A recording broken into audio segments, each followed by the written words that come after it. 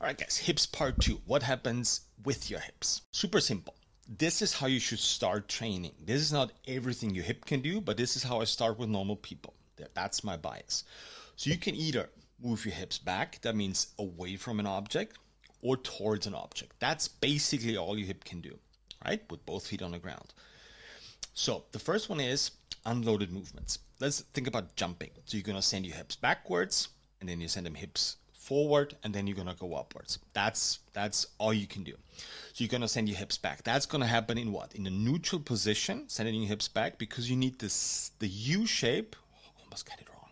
The U shape to kind of load that system, get your hips forward, and once you want to express power and energy vertically, then you're going to switch in unloaded movements to your C shape and your hips tilting forward.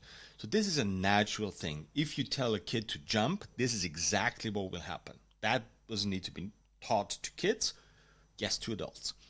All right, so what happens in loaded movements? In loaded movements, there's no switching. So you're gonna send your hips backwards, so hips away from an object. Think about descending in a squat, and then you're gonna send your hips forward towards the object. Both of those movements in loaded stuff happens with the U shape and with neutral hips. There's no exception whatsoever.